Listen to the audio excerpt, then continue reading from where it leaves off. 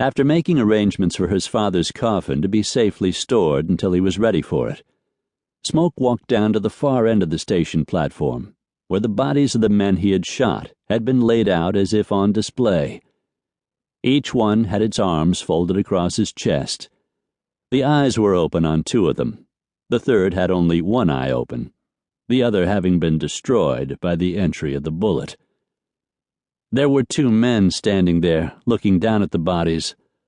One was the well-dressed passenger from the train, the one the conductor had referred to as Judge. The other man, who hadn't been a passenger, was also wearing a suit and was smoking a cigar. A star attached to the lapel of his suit jacket identified him as the sheriff. "This is the man who did it, Sheriff," the judge said. The sheriff took his cigar out of his mouth and spit out a few pieces of loose tobacco before he spoke. "You shot these men, did you?" he asked. "I had enough people who saw me do it that it would be rather foolish of me to deny it, don't you think?" Smoke replied. The sheriff chuckled. "You have a point there," he said. "There is no sense in you seeking an indictment on this man, because I will not grant it," the judge said. "I've already been told by half a dozen others what happened, Judge. You don't have to worry about it. I won't be bringing any charges against him." The sheriff stuck the cigar back in his mouth and looked at Smoke again. "I do have one question, though."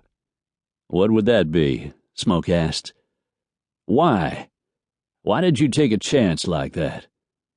"They were robbing the train." "So I heard. But what business is that of yours?"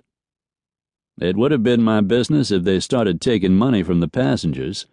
I was one of the passengers." "That's correct, Sheriff," the judge said.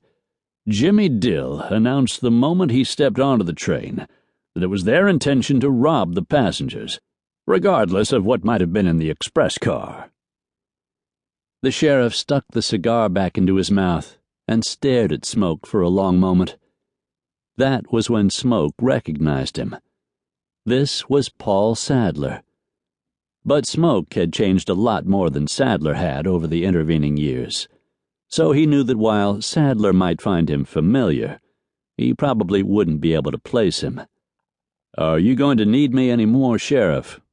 I need to get my horses down to Kern's livery, then get checked into the hotel." "No," the sheriff said. "Truth is, the railroad and the town owe you a debt of gratitude. Will you be staying long?" "Just for a few days," Smoke said. "I'm here to take care of some personal business. If I run into you in the saloon, I'll buy you a drink." Smoke nodded. "I'll appreciate it." "Damn, I didn't even ask him his name," Sheriff Sadler said as he walked away. "And I should have. He's damn familiar looking to me." "A man like that doesn't stay unknown for long," the judge replied. "I expect we'll learn his name soon enough." Once arrangements for the horses were made at the Kern livery stable, Smoke and Sally checked into the Bracken Hotel.